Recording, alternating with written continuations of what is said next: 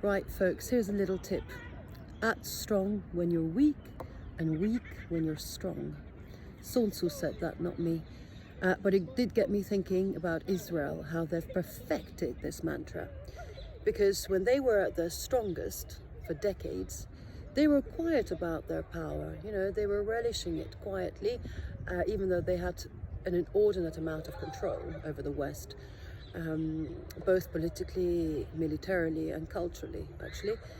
And they were happy to play the victims, indeed. So they were calm. They were very calm. But now we see how weak they have become by comparison, right? They are now no longer hiding their genocidal intentions, and anybody who dares challenge their power, is smeared, and anybody who dares,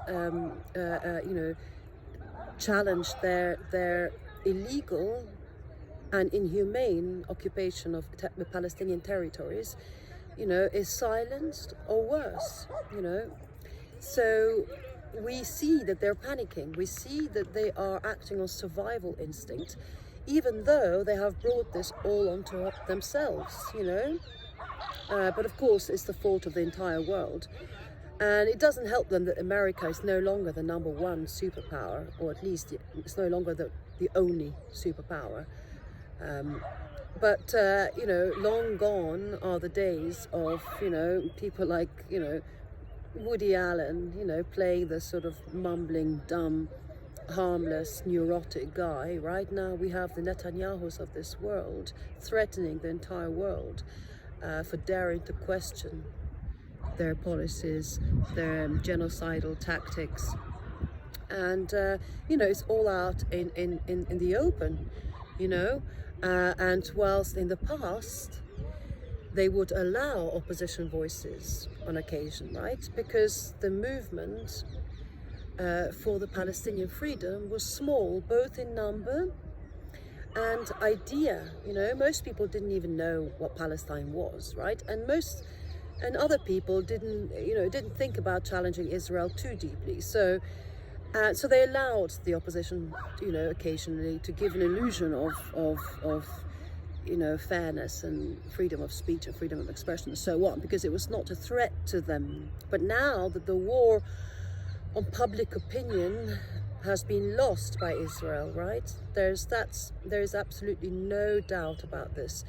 Now they're panicking big time, and they are really cracking down on opposition voices.